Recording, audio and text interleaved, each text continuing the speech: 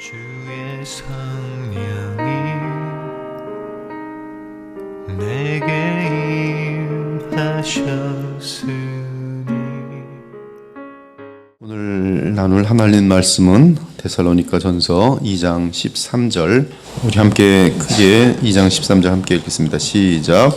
이러므로 우리가 하나님께 끊임없이 감사함은 너희가 우리에게 들은 바 하나님의 말씀을 받을 때에 사람의 말로 받지 아니하고 하나님의 말씀으로 받음이니 진실로 그러하도다. 이 말씀이 또한 너희 믿는 자 가운데에서 역사하느니라. 아멘. 13절에 보면 너희 믿는 자 가운데에서 역사하느니라 이렇게 말씀하고 있어요. 오늘은 지난번에 걸쳐서 말씀 읽기와 설교 듣기에 대한 두 번째 내용이 되겠습니다. 오늘은 그 회중의 설교 듣는 자세에 대해 말씀드리겠어요. 이 주일 설교는 주의 백성에게 하나님께서 하늘의 만찬을 가장 풍성하게 베푸시는 시간입니다.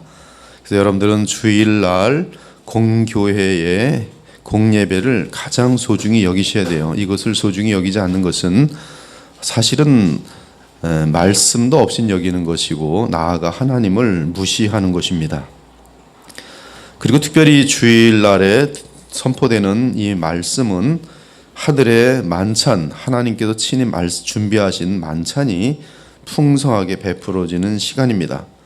따라서 설교자와 회중이 이 설교 시간을 제대로 준비하면 그 자리에 함께한 모든 영혼들이 크게 만족할 만큼 배가 부르고 목마름이 해소될 것입니다. 하지만 설교자의 설교 준비 및 또 준비하는 자세 및 회중의 설교 듣는 자세가 옳지 않을 경우 그 시간은 아무런 유익이 되지 못할 것이, 나아가 그릇된 설교자는 하나님께 심판과 책망을 받을 것이며, 그래서 사실은 아무나 설교해서는 안 되고요, 아무나 선생이 돼서는 안 됩니다. 그 심판은 더 크도록 돼 있어요. 제대로 목회하지 않으면 자녀들이 더 악하여집니다. 더 악해져요. 그래서 이 그릇된 설교자는 하나님께 심판과 책망을 받을 것이며, 설교 듣는 데 있어서 그릇된 자세를 지닌 회중은 하나님 앞에서 거만한 모습으로 비치게 되면서 큰 해를 입게 될 것입니다. 그러므로 우리는 설교 시간을 하나님의 뜻에 따라 주의 말씀이 대언되는 가장 귀하고 진실한 시간으로 여겨야 할 것이요, 또한 복음이 선포되는 그 설교 시간에는 바른 마음, 자세와 태도를 가지고 그 설교를 들어야 할 것이, 저는 이 설교 듣는 자세에 대한 6가지를 준비해서 가지고 왔습니다. 첫째로 베드로후서 2장 2절을 보면 이런 말씀이 있습니다. 갓난 아이들 같이 순전하고 신령한 젖을 사모하라. 이는 그로 말미암아 너희로 구원에 이르도록 자라게 하려 함이라. 여기 구원은 구원받은 자가 하나님이 의도하신 구원의 목표에 자라나는 것을 의미하지요. 예수 그리스도의 장성한 분량까지 성장하는 것과 하나님 나라의 확장과 다 연결된 그런 개념입니다. 신령한 젖을 사모하라. 이는 그로 말미암아 너희로 구원에 이르도록 자라게 하려 함이라. 너희가 주의 인자하심을 맛보았으면 그리하라. 베드로는 신자가 구원의 충만한 분량 또는 그 목적에 이르는 데는 신령한 젖이 필요하다고 알려줍니다. 앞부분에서 갓난 아이들 같이라고 말하면서 강조하는 내용은 사모하라는 것입니다. 그런데 무엇을 사모합니까? 순전하고 신령한 젖을 사모하라고 합니다. 그렇다면 순전하고 신령한 젖은 무엇입니까? 베드로전서 1장 25절과 연결하면 젖은 하나님의 말씀인 복음과 관련이 있는 것을 쉽게 발견할 수 있습니다. 그러나 젖은 성경 66권 그 자체라기보다 누군가 예언하여 주는 메시지입니다. 이 예언이란 말은 미래를 말한다는 뜻이 아니라 하나님의 말씀을 대언한다는 그런 개념이에요. 즉 하나님의 로고스인 말씀으로부터 성령의 역사를 통해 신자들이 먹을 수 있도록 해석해주고 선포하고 가르치는 메시지가 젖입니다. 신령한 젖이 성령께서 함께 하신 젖입니다. 또한 젖은 어머니로부터 나오는 것이니 하나님의 복음을 전파하는 교회로부터 나오는 은혜의 말씀을 의미합니다. 그러므로 순전하고 신령한 젖은 참 교회에 하나님의 종이 성경을 잘 풀어서 좌로나 우로나 치우치지 않고 성령 안에서 선포하는 온전한 복음 전파라고 할 수 있습니다.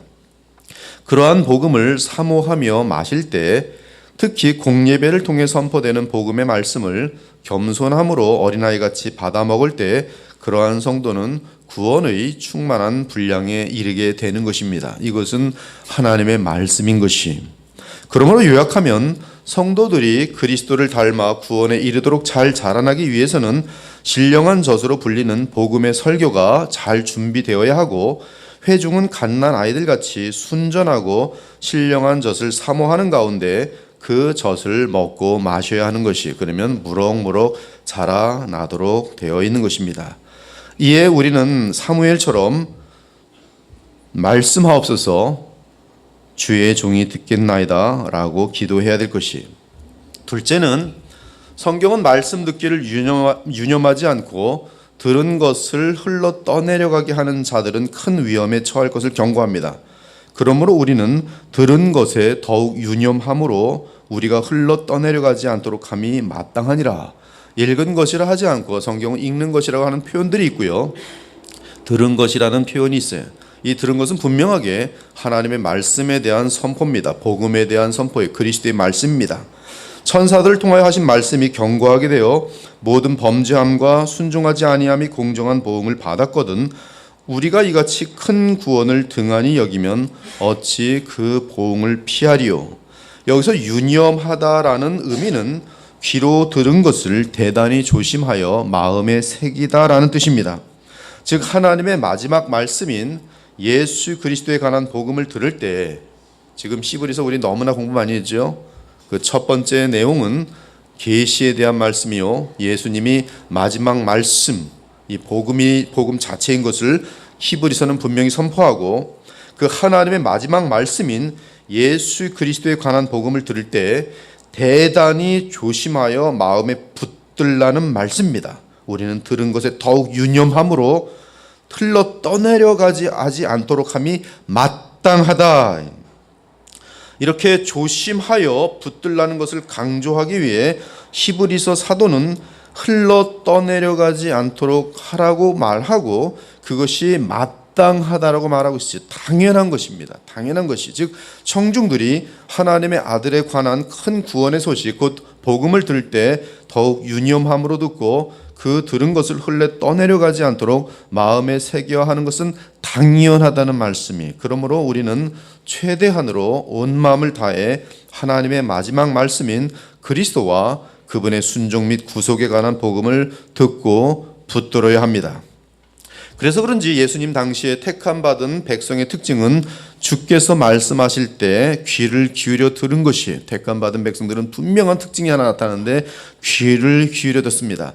예수께서 날마다 성전에서 가르치시니 백성이 그에게 귀를 기울여 듣더라.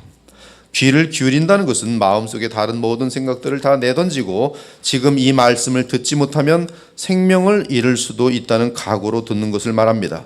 바울이 루아디라시에서 복음을 전할 때 성령께서 함께 하신 루디아는 굉장히 특이한 특징을 보여주고 있는데요, 말씀 듣는 자세가 틀립니다.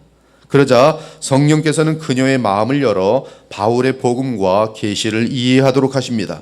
두아디라시에 있는 자색 옷감 장사로서 하나님을 섬기는 루디아라 하는 한 여자가 말을 듣고 있을 때 주께서 그 마음을 열어 바울의 말을 따르게 하신지라. 즉 성령께서 마음을 열어주는 신자들 또는 성령님에 의해 마음이 열린 신자들은 주님께 순종하려는 마음 자세를 가지고 주의 종의 말씀을 경청하는 자세를 보여줍니다.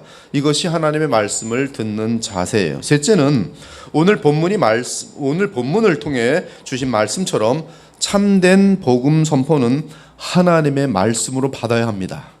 너희가 우리에게 들은 바 하나님의 말씀을 받을 때에 사람의 말로 받지 아니하고 하나님의 말씀으로 받음이니 진실로 그러하도다.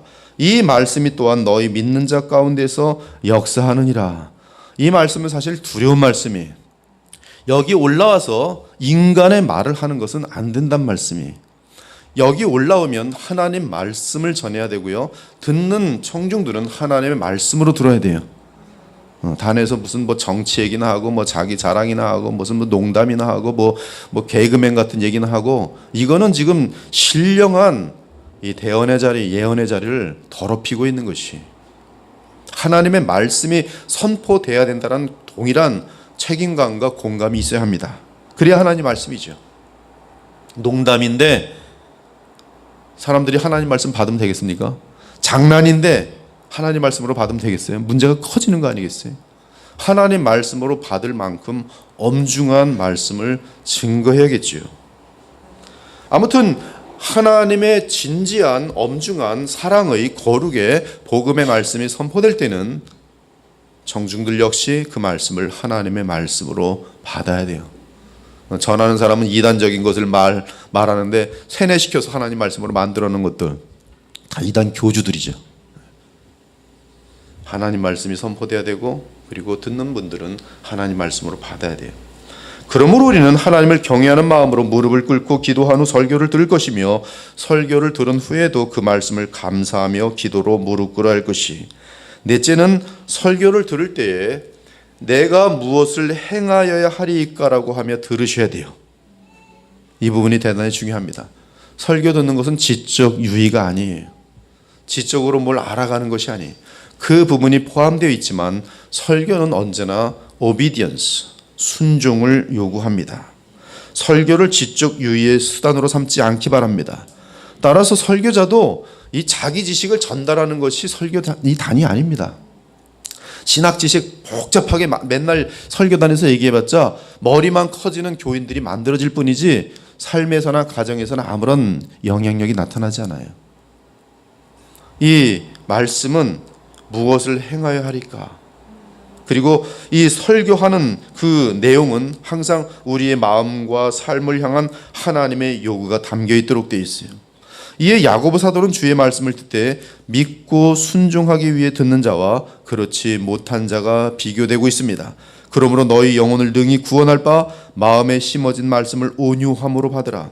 너희는 말씀을 행하는 자가 되고 듣기만 하여 자신을 속이는 자가 되지 말라. 누구든지 말씀을 듣고 행하지 아니하면 그는 거울로 자기의 생긴 얼굴을 보는 사람과 같아서 제 자신을 보고 가서 그 모습이 어떠했는지를 곧 잊어버리거니와 자유롭게 하는 온전한 율법을 들여다보고 있는 자는 듣고 잊어버리는 자가 아니요 실천하는 자니 이 사람은 그 행하는 일에 복을 받으리라. 이번에 그 채플 라이브러리에서 메디테이션이라는 책이 이제 이번 주나 다음 주에 아마 출간될 건데요. 그 내용에 보면은 주일날 선포된 말씀들은 그 교회의 주의 백성들에게 합당하게 마련된 하늘 잔치에서의 양식이라는 것이, 그것을 주일날만 듣고 끝나면 그것은 많은 효력이 나타나지 않는다고 말하고 있어요. 주님께서 그날 특별히 하나님과 공적으로 만나는 그 시간에 주신 말씀을 일주일 내내 묵상할 때에 아는 것 같은데 또 살펴보면 또 모르는 내용들이 있어요. 그 한 편의 말씀을 철저하게 소화했을 때 그 사람에게 얼마나 큰 유익이 있는지를 알려주고 있어요. 우리가 말씀을 들을 때 행하리이다, 듣고 마음속에 새긴 가운데 그것을 실천할 때 누려지는 복은 엄청나게 많습니다. 듣고 실천 안 하니까 복이 없는 거예요. 듣고 실천할 정도가 되면 들은 것이 마음속에 새겨져 있어야 하고, 일주일 내내 그 말씀이 나를 다스리는 그런 과정에 있을 때 그 말씀이 나타나면 그 사람은 어마어마한 영적인 성장과 복을 얻도록 돼 있어요. 구약을 보면 여호수아가 생명과 죽음 사이에 결단을 요구하는 말씀을 할 때 모든 백성이 청종하겠다고 말하는데요. 이때 청종이란 말은 정확하게 순종, 온 마음을 다하여 들은 대로 순종하겠다는 뜻이. 여호수아가 이르되 그러면 이제 너희 중에 있는 이방신들을 치어버리고 너희 마음을 이스라엘의 하나님 여호와께로 향하라 하니, 백성이 여호수아에게 말하되 우리 하나님 여호와를 우리가 섬기고 그의 목소리를 우리가 청종하리이다 하는지라.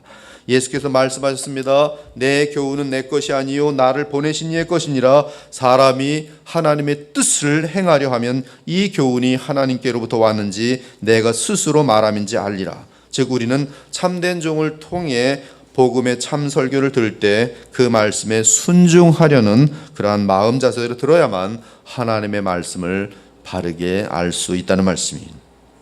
다섯째는 복음의 설교를 들을 때 이 설교가 어쩌면 이 땅에서 듣는 마지막 설교일 수도 있다는 생각을 갖고 듣기 바랍니다. 이는 동일하게 설교자 역시 그 설교가 마지막 설교일 수 있다는 생각을 갖고 설교를 준비하고 선포해야 합니다. 박윤선 목사님 우리가 잘 알죠. 그분이 이 설교의 자세가 그랬어요. 이것이 나의 마지막 설교일지 모른다는 생각을 가지고 항상 말씀을 준비한다. 대단히 귀한 자세, 설교자로서.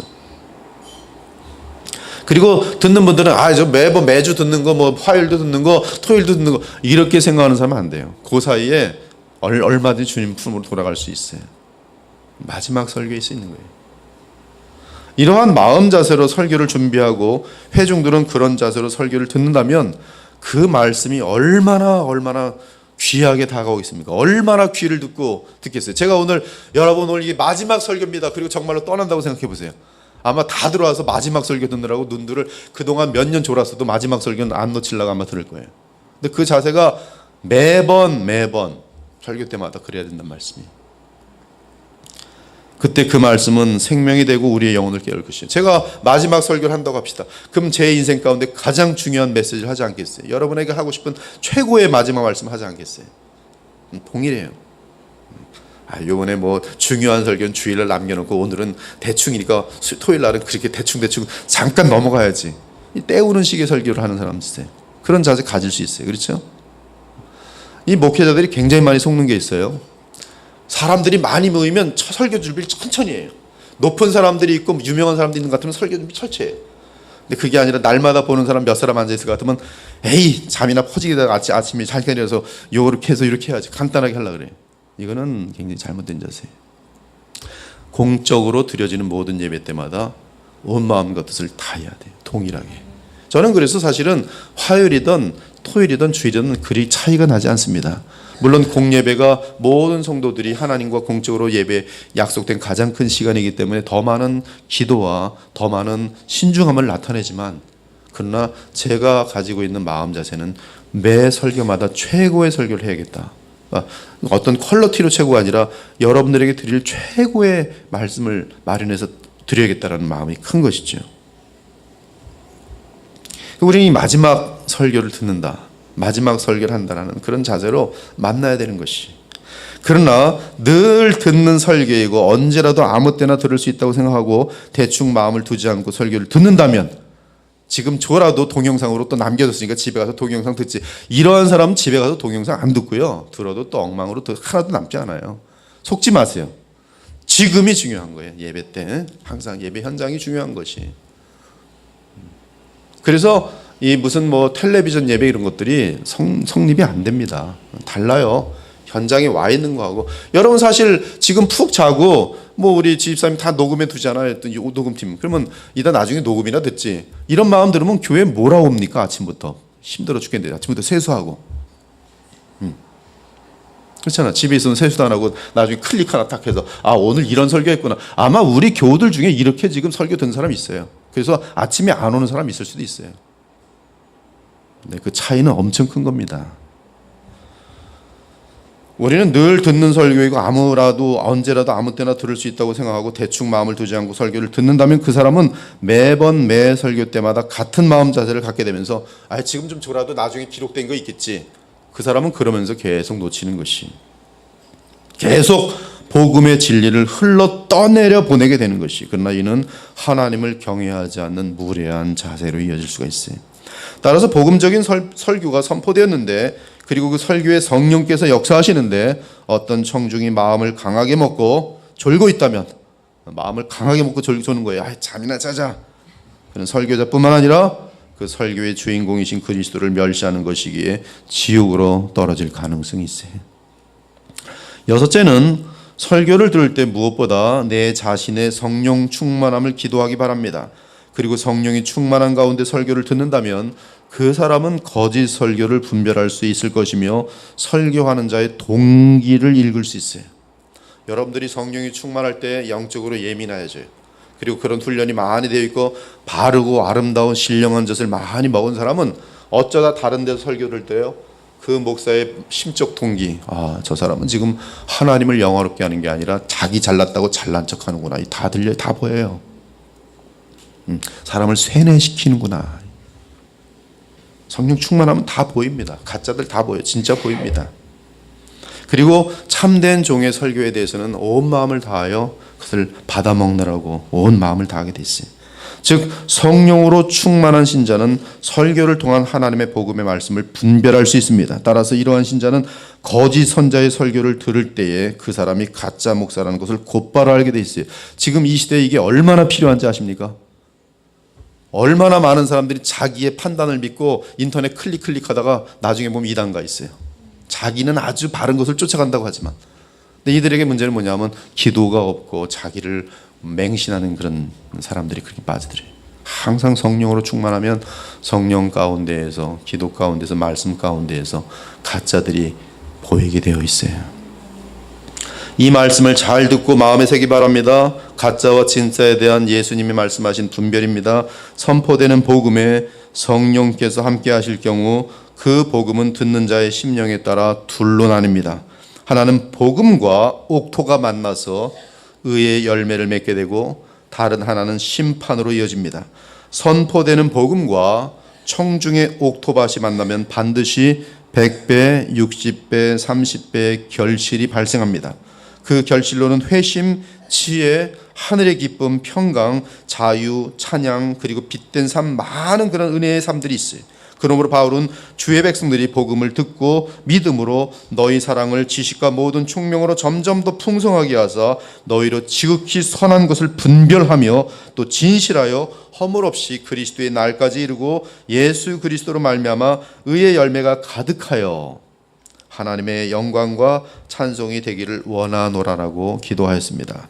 그러나 마음을 닫고 거부하는 자는 그들로 보기는 보아도 알지 못하며 듣기는 들어도 깨닫지 못하게 하여 돌이켜 죄사함을 얻지 못하게 될 것입니다. 사랑하는 여러분, 저는 두 번에 걸쳐서 성경 읽기와 설교 듣기에 대해서 말씀을 나누었어요. 쉬지 않고 성경을 읽기 바랍니다.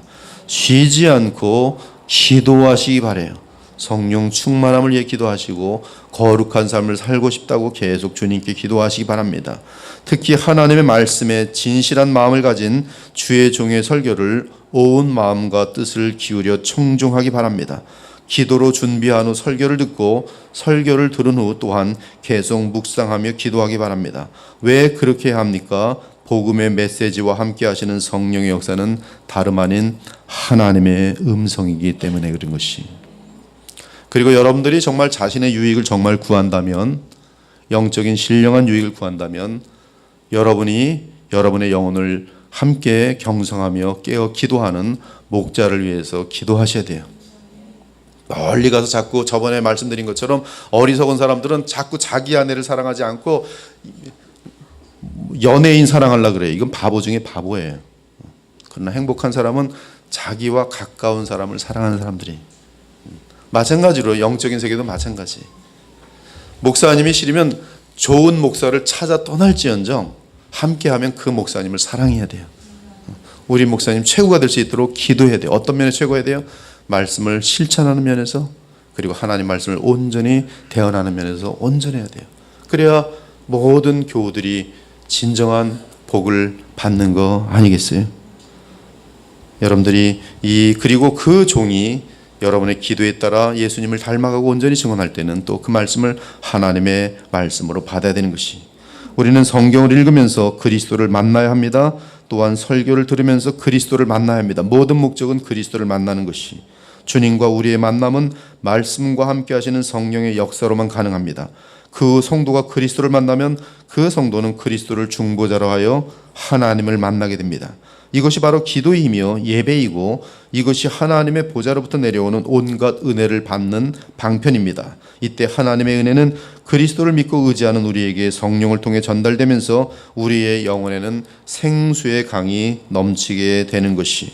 그러므로 호흡 마치는 그날까지 성령 안에서 성경을 읽고 설교를 듣기 바랍니다. 그래서 그리스도를 만나 그 안에서 하나님과 교통하며 영생을 누리기 바랍니다. 그것이 인간이 지어진 목적이 실현되는 상태인 것이, 그러한 상태에서 우리는 계속적으로 주의 생명의 역사에 의해 하나님의 자녀로 변화되면서 그리스도의 장성한 분량까지 계속 자라나게 될 것이, 성경 읽기와 설교 듣기에 대한 바른 마음 자세를 지님으로 인해 이런 엄청난 영원한 복을 여러분 모두가 풍성하게 누리시기를 우리 주 예수 그리스도의 이름으로 축원합니다. 아멘. 하나님 감사합니다. 오늘 지난번과 이번 걸쳐서 성경 읽는 아름다운 자세, 그리고 설교를 듣는 복된 자세에 대해서 나눴습니다. 오늘 이 말씀을 들은 주의 백성들, 하나님 말씀에서 나온 귀한 가르침이니 이 말씀을 교훈으로 삼아 마음에 새기고 언제나 이제 예배 가운데 말씀을 들을 때 하나님의 말씀으로 들을 수 있도록 인도하여 주셔서 그 말씀을 인하여 믿음을 행함으로 말미암아 그 영혼이 깊게 또 뿌리를 내리며 예수님을 닮아가는 큰 복을 누릴 수 있도록 도와주시옵소서. 내일 거룩한 주일 저희들이 잘 예배하게 하시고 오늘도 남은 시간 오늘 들은 말씀에 따라 기도하며 주님 보좌 앞에 나가게 하여 주옵소서. 살아계신 우리 주 예수 그리스도 이름으로 기도 올리옵나이다. 아멘.